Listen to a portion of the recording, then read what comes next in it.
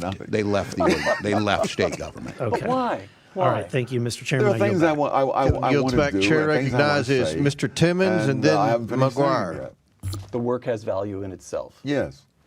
All right.